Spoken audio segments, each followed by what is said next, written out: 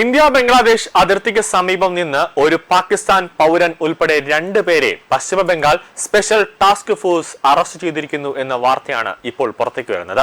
പാകിസ്ഥാനിലെ ഫൈസലാബാദ് നിവാസിയായ റാണ റൌഫ് എന്ന വഹാബ് അലം ചൊവ്വാഴ്ച രാത്രി വൈകി നോർത്ത് 24 പർഗാനാസ് ജില്ലയിലെ ഹൗറയിൽ അറസ്റ്റിലായതായി STF ഉദ്യോഗസ്ഥർ അറിയിച്ചിട്ടുണ്ട്. റൌഫിന് പാകിസ്ഥാൻ രഹസ്യാന്വേഷണ ഏജൻസിയായ ISIയുമായി ബന്ധമുണ്ടെന്നാണ് രഹസ്യാന്വേഷണ ഏജൻസികൾ നൽകുന്ന സൂചനകൾ. കൊൽക്കത്തയിലെ ടോബ്സിയയിൽ നിന്ന് റൌഫിന്റെ ഇന്ത്യൻ ബന്ധമുള്ള മുഹമ്മദ് ഇജാസിനെയും STF അറസ്റ്റ് ചെയ്തു. റൌഫിന് ഇന്ത്യൻ ID കാർഡ് നേടാൻ ഇജാസ് സഹായിച്ചിരുന്നുവെന്നാണ് രഹസ്യാന്വേഷണ വിഭാഗങ്ങൾ നൽകുന്ന സൂചനകൾ. 2012-ൽ നേപ്പാൾ വഴി അനധികൃതമായി ഇന്ത്യയിലേക്ക് കടന്ന റൌഫ് പിന്നീട് പശ്ചിമ ബംഗാളിൽ വളരെ കാലം ഒളിവിൽ കഴിഞ്ഞതായി സ്പെഷ്യൽ ടാസ്ക് ഫോഴ്സ് പറയുന്നുണ്ട്. ടോബ്സിയുടെ വിലാസമടങ്ങിയ ആധാർ കാർഡ് ഉൾപ്പെടെ നിരവധി ഇന്ത്യൻ തിരിച്ചറിയൽ കാർഡുകൾ ഇയാളിൽ നിന്ന് കണ്ടെത്തിയിട്ടുണ്ട്. ഇന്ത്യയിലെ വിവിധ ട്രെയിനുകളും സായുധ സേനയുടെ നീക്കങ്ങളും റാണ റൌഫ് നിരീക്ഷിച്ച് വന്നിരുന്നുവെന്നാണ് അന്വേഷണ ഏജൻസികൾ പറയുന്നത്. കൊൽക്കത്തയിലെ ഫോർട്ട് വില്യം ഉൾപ്പെടെ നിരവധി സെൻസിറ്റീവ് സ്ഥലങ്ങളിൽ ഇയാൾ ചാരവൃത്തി നടത്തിയിരുന്നതായി രഹസ്യാന്വേഷണ വിഭാഗങ്ങൾ പറയുന്നുണ്ട്. ഫോട്ടോഗ്രാഫുകൾ, അതോടൊപ്പം തന്നെ വീഡിയോകൾ, മാപ്പുകൾ എന്നിവ ശേഖരിക്കുക എന്നതായിരുന്നു ISIയുടെ ചുമതല.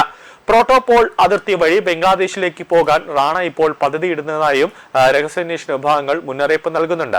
റാണ റൌഫിനെ അറസ്റ്റ് ചെയ്യാൻ സ്പെഷ്യൽ ടാസ്ക് ഫോഴ്സ് എത്തിയപ്പോൾ അയാൾ തന്റെ മൊബൈൽ ഫോൺ നശിപ്പിച്ചതായി ഇന്റലിജൻസ് വൃത്തങ്ങൾ പറയുന്നു. എന്നിരുന്നാലും ഇയാളുടെ ബാഗിൽ നിന്ന് കണ്ടെത്തിയ ഒരു നോട്ട്ബുക്കിൽ നിരവധി ഫോൺ നമ്പറുകൾ കണ്ടെത്തിയിട്ടുണ്ട്. ചില നമ്പറുകൾ ബംഗ്ലാദേശ്, നേപ്പാൾ, പാകിസ്ഥാൻ, ശ്രീലങ്ക എന്നിവിടങ്ങളിൽ നിന്നുള്ളതാണെന്നും ഇയാളിൽ നിന്ന് കണ്ടെടുത്ത സിം കാർഡുകൾ പരിശോധിച്ചു വരികയാണെന്നും IB വൃത്തങ്ങൾ പറയുന്നു. നേരത്തെ ജൂലൈയിൽ പശ്ചിമ ബംഗാൾ സ്പെഷ്യൽ ടാസ്ക് ഫോഴ്സ് കിഴക്കൻ ബർദ്വാനിൽ നിന്ന് ഹമീം മണ്ഡലിനെയും കാമുകിയും അറസ്റ്റ് ചെയ്തിരുന്നു. ഹമീം മണ്ഡലിനെ ചോദ്യം ചെയ്യുന്നതിനിടെ റാണ റൌഫിനെ കുറിച്ചുള്ള വിവരങ്ങളാണ് ലഭിച്ചത്. ഈ ചാരന്മാരെല്ലാം ISIയുമായി പാകിസ്ഥാൻ ആസ്ഥാനമായുള്ള ഗുണ്ടാ സംഘം ഷഹനാദ് ഭട്ടിയുമായി ബന്ധപ്പെട്ട ഒരു ശൃംഖലയുമായി പതിവായി ബന്ധപ്പെട്ടിരുന്നു എന്നാണ് അന്ന് രഹസ്യാന്വേഷണ വിഭാഗത്തിന് ലഭിച്ചിരുന്നത്. ഡൽഹിയിൽ സ്വാതന്ത്ര്യദിന ആഘോഷത്തിന്റെ ഒരുക്കങ്ങൾ നടക്കുന്ന വേളയിൽ തന്നെ ഇന്ത്യയിലേക്ക് നുഴഞ്ഞു കയറാനാണോ ഈ ഭീകരർ ഒരു നീക്കം നടത്തിയത്, അല്ലെങ്കിൽ സ്വാതന്ത്ര്യദിനത്തിൽ എന്തെങ്കിലും ഒരു അനിഷ്ട സംഭവങ്ങൾ ഉണ്ടാക്കാനുള്ള ഒരു ലക്ഷ്യം ഇവരുടെ ഭാഗത്തു നിന്നും ഉണ്ടായിരുന്നോ എന്നുള്ളതാണ് ഇപ്പോൾ രഹസ്യാന്വേഷണ വിഭാഗങ്ങൾ പരിശോധിക്കുന്നത്.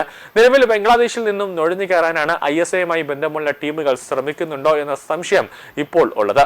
അതുകൊണ്ട് തന്നെ ബംഗ്ലാദേശ് പശ്ചിമ ബംഗാൾ അതിർത്തിയിൽ BSF ഉൾപ്പെടെ ശക്തമായ ഒരു നിരീക്ഷണം നടത്തുന്നുണ്ട്.